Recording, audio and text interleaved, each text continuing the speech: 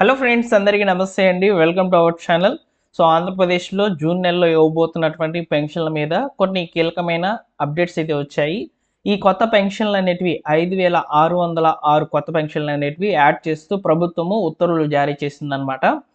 ఎవరికి ఈ కొత్త పెన్షన్లు అనేటివి జూన్ నెలలో ఇవ్వబోతున్నారనేది చెప్తాను.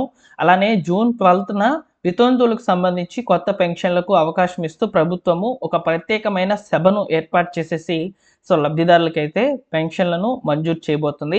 దానికి సంబంధించి కూడా ఒక ఇంపార్టెంట్ టాపిక్ అయితే ఉంది.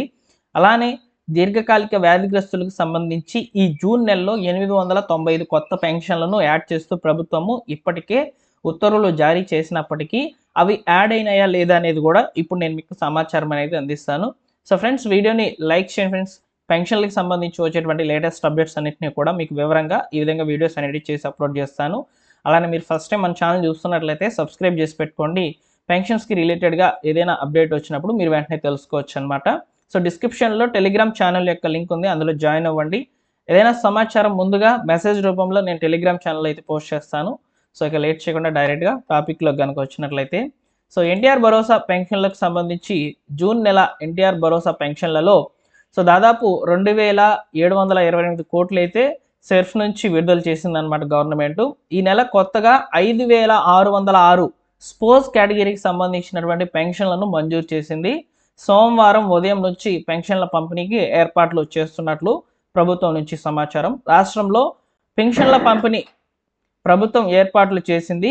ఎన్టీఆర్ భరోసా కింద నెల నెల అందజేసేటువంటి పెన్షన్ల కోసం ప్రత్యేకంగా 2,728 కోట్లు విడుదల చేసింది. కూటమి ప్రభుత్వం వచ్చాక అర్హులందరికీ ఎటువంటి ఆటంకాలు లేకుండా ఈ పెన్షన్లను అందజేస్తూ అవ్వాతాతలకు, దివ్యాంగులకు, వికలాంగులకు, దీర్ఘకాలిక వ్యాధిగ్రస్తులకు ఇలా పెన్షన్ల కేటగిరీ కింద 28 రకాల మంది అయితే ఉన్నారనమాట మన యొక్క ఆంధ్రప్రదేశ్లో. ఉదయాన్నే స్వర్ణ గ్రామ వార్డు అధికారులు ఎవరైతే ఉంటారో వాళ్ళు వచ్చేసి పెన్షన్స్ డిస్ట్రిబ్యూషన్ అయితే చేస్తున్నారు. మ్యాక్సిమం ఫస్ట్ డేనే పెన్షన్లను కంప్లీట్ చేస్తున్నారండి 90% వరకు. ఒకవేళ ఎవరైతే మిస్ అయితే వారికి సెకండ్ డే అంటే 2వ తేదీన అయితే పెన్షన్లను పంపిణీ చేస్తున్నారనమాట.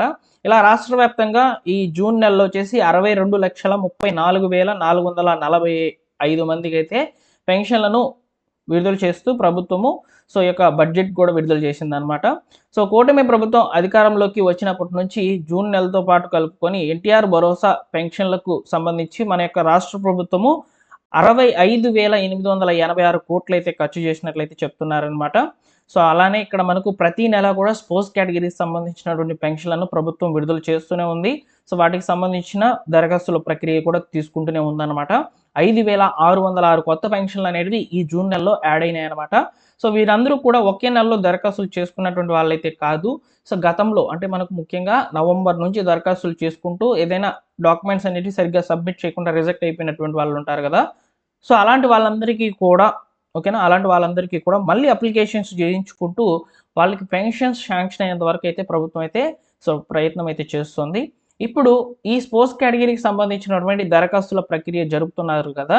సేమ్ ఇదే పద్ధతిలో వితంతువుల కేటగిరీకి సంబంధించి జూన్ 12న అయితే ప్రభుత్వము యొక్క లబ్ధిదారులకు సంబంధించి వెరిఫికేషన్స్ చేయడము, వారి దగ్గర నుంచి దరఖాస్తులను తీసుకోవడం జరుగుతుందని చెప్పి మంత్రి కొండపల్లి శ్రీనివాసరావు గారు అయితే చెప్తున్నారు. ఎందుకు ఈ జూన్ 12న ఈ యొక్క వితంతువుల పెన్షన్లకు సంబంధించి దరఖాస్తుల ప్రక్రియ చేస్తున్నారు అని అంటే మన యొక్క రాష్ట్ర ప్రభుత్వం కూటమి ప్రభుత్వం అధికారంలోకి వచ్చి దాదాపు 2 సంవత్సరాలు అయితే కంప్లీట్ అయిపోతుంది అనమాట. 2 సంవత్సరాలు కంప్లీట్ అయిపోయి 3వ సంవత్సరంలోకి అడుగు పెడుతుంది కూటమి ప్రభుత్వం. అందువల్ల ఈ యొక్క వితంతువుల కేటగిరీకి సంబంధించిన వాళ్ళకి పెన్షన్లను శాంక్షన్ చేయాలని చెప్పి నిర్ణయం తీసుకుందనమాట. ఆల్రెడీ ప్రభుత్వం డేటాలో గత ప్రభుత్వ హయాంలో దరఖాస్తులు చేసుకుని ఎవరైతే 6 స్టెప్ వ్యాలిడేషన్ పాయింట్స్ అనేవి కంప్లీట్ చేసుకొని ఫైనల్ ఎలిజిబుల్ లిస్టులోకి వితంతువులుగా వచ్చి పెన్షన్ శాంక్షన్ అయ్యే టయానికి ఎలక్షన్ కోడ్ వల్ల ఎవరైతే పెన్షన్లను కోల్పోయారో మంజూరు అవ్వాల్సినటువంటి పెన్షన్లు కోల్పోయారో వారికి సంబంధించి ప్రభుత్వం గుడ్ న్యూస్ చెప్పింది. అలాంటి వాళ్ళు ఇప్పుడు కనుక లైవ్లో కనుక ఉండినట్లయితే వాళ్ళ దగ్గర నుంచి కేవైసీలు తీసుకొని అంటే బయోమెట్రిక్ లేదా ఫేస్ రికగ్నిషన్ అనేది చేయించుకొని వారికైతే పెన్షన్లను డిస్ట్రిబ్యూషన్ చేయాలని చెప్పి నిర్ణయం తీసుకుందనమాట. జూన్ 12 నుంచి గ్రామ వార్డు సచివాలయం అధికారులకు ఈ యొక్క ఇన్ఫర్మేషన్ అనేది ఫార్వర్డ్ చేసి వాళ్ళ దగ్గర నుంచి కేవైసీలు తీసుకుంటారు. అలానే ఇక్కడ కొత్త వారికి అవకాశం అనేది ఇస్తారా అంటే కొత్త వారికి కూడా అవకాశం ఇస్తారండి. కొత్త వారి నుంచి కూడా దరఖాస్తుల స్వీకరణ అయితే జరుగుతుంది. అలానే స్పోర్ట్స్ కేటగిరీకి సంబంధించిన వాళ్ళ దగ్గర నుంచి కూడా దరఖాస్తుల యొక్క స్వీకరణ జరుగుతుంది. సో ఎందుకంటే ప్రతి నెల కూడా స్పోర్ట్స్ కేటగిరీకి సంబంధించిన వాళ్ళ దగ్గర నుంచి దరఖాస్తుల ప్రక్రియ జరుగుతూనే ఉంటుంది కాబట్టి అదేవిధంగా వితంతువుల కేటగిరీకి సంబంధించి కూడా దరఖాస్తుల ప్రక్రియ అనేది ఇక మీద జరగబోయేదానికి అవకాశాలు అయితే ఉంటాయని చెప్పి సో ప్రభుత్వం నుంచి సమాచారం అయితే ఉంది. అయితే ఇక్కడ మనకు ఈ వితంతువులకు సంబంధించి స్పోర్ట్స్ కేటగిరీకి సంబంధించిన వాళ్ళకైతే గుడ్ న్యూస్ చెప్పారు. దివ్యాంగులు, వికలాంగులు అలానే వృద్ధాప్యంలో ఉన్నటువంటి ఎవరైతే పేదవాళ్ళు ఉన్నారో సో వారికి ఎప్పుడు పెన్షన్లు శాంక్షన్ చేస్తారు, అలానే దీర్ఘకాలిక వ్యాధిగ్రస్తులు ఉన్నారు, ఎక్కువగా ఎమర్జెన్సీ కేసెస్ అయితే ఉన్నాయి, డయాలసిస్ రోగులు, ఈ హార్ట్ ట్రాన్స్ప్లాంట్, కిడ్నీ ట్రాన్స్ప్లాంట్ ఇలా చేసుకున్నటువంటి వాళ్ళు, సో పక్షవాతం వచ్చేసి మంచానికే పరిమితమై ఉన్నారు. సో ఇలాంటి వాళ్ళ పరిస్థితి ఏంటని చెప్పి చాలామంది కూడా క్వశ్చన్ అనేది ఎత్తి చేస్తున్నారు అనమాట. అయితే ఇక్కడ వీరికి సంబంధించి కూడా గుడ్ న్యూస్ అనేది వినిపించబోతుంది. ముఖ్యంగా వృద్ధాప్యంలో ఉన్నటువంటి వాళ్ళకి సంబంధించి అయితే ఈ యొక్క స్థానిక ఎన్నికలు ఏవైతే ఈ యొక్క గ్రామ పంచాయతీ ఎన్నికలు అనేటివి జరగబోతున్నాయో వాటికంటే ముందుగానే 50 నుంచి 60 సంవత్సరాల లోపల ఉన్నటువంటి వాళ్ళకి ఈ యొక్క పెన్షన్లను శాంక్షన్ చేయాలని చెప్పి దాదాపు 15 లక్షల మంది కొత్తగా పెన్షన్లు యాడ్ చేసేదానికి అవకాశాలు అయితే ఉంటాయని చెప్పి మంత్రి కొండపల్లి శ్రీనివాసరావు గారు మీడియాకి అయితే తెలియజేశారనమాట. సో త్వరలో 50 సంవత్సరాలు 60 సంవత్సరాల పెన్షన్లకు సంబంధించి దరఖాస్తుల ప్రక్రియలు అనేటివి జరిగే అవకాశాలు అనేటివి కనిపిస్తున్నాయి. సో ఇంకా కూడా దీని మీద ఉత్తర్వులు అయితే రాలేదు. కేవలము ఈ యొక్క స్పోర్ట్స్ కేటగిరీకి సంబంధించి వితంతువుల పెన్షన్లకు సంబంధించి మాత్రం ప్రభుత్వము ఉత్తర్వులు జారీ చేసింది. అలానే 895 కొత్తగా దీర్ఘకాలిక వ్యాధిగ్రస్తులకు సంబంధించి దరఖాస్తుల యొక్క ప్రక్రియ అనేది పూర్తి చేసి వారికి సంబంధించి శాంక్షన్ కూడా చేసేసింది, పెన్షన్లు శాంక్షన్ చేసిందనమాట. సో ఇవి తప్ప కొత్తగా ఎవరికి కూడా అవకాశం అనేది ఇవ్వలేదు. దివ్యాంగులకు, వికలాంగులకు కూడా ఇస్తామని చెప్తోంది, అన్నీ కూడా చెప్తుంది. సో వాటిని ఇంకా కూడా ఇంప్లిమెంట్ చేయలేదు. ఇంప్లిమెంట్ చేసే అవకాశాలు కనుక ఉండినట్లయితే ఆల్మోస్ట్ అన్ని న్యూస్ పేపర్లో కూడా ఇన్ఫర్మేషన్ అనేది స్ప్రెడ్ అవుతుంది. అప్పుడు నేను తప్పకుండా తెలియజేస్తాను. సో సబ్స్క్రైబ్ చేసుకొని బెల్ సింబల్ని ఆల్ నోటిఫికేషన్తో ఆన్లో పెట్టుకోండి ఫ్రెండ్స్, ఓకేనా. సో ఈ విధంగా జూన్ నెలలో ఇవ్వబోతున్నటువంటి పెన్షన్లు మరియు పెన్షన్లకు సంబంధించినటువంటి అప్డేట్స్ అయితే ఈ విధంగా ఉన్నాయి. సో జూన్ 12వ తేదీ నుంచి కొత్త అప్డేట్స్ అయితే వస్తాయి. జూన్ 1, 2 తేదీల్లో పెన్షన్ డిస్ట్రిబ్యూషన్ అయితే చేస్తారు. పెన్షన్స్ అనేవి తీసేసుకోండి, ఓకేనా.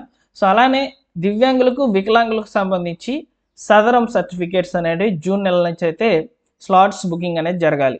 సో ప్రభుత్వం ఏం చెప్తుందంటే ఈ స్లాట్ బుకింగ్ విషయంలో ఎవ్రీ మంత్ కూడా ఇప్పుడు మనకు మామూలుగా 3 నెలలకైతే స్లాట్ బుకింగ్ అనేది జరుగుతుందన్నమాట. అలా కాకుండా ఎవ్రీ మంత్ కూడా ఈ యొక్క స్లాట్ బుకింగ్ చేసుకునే అవకాశం అనేది కల్పిస్తాము. కొత్త టెక్నాలజీని యూజ్ చేస్తున్నాము అని చెప్పి ప్రభుత్వం అయితే చెప్తుంది. సో దాని మీద కూడా సమాచారం అనేది ఈ జూన్ నెలలో అయితే వస్తుంది.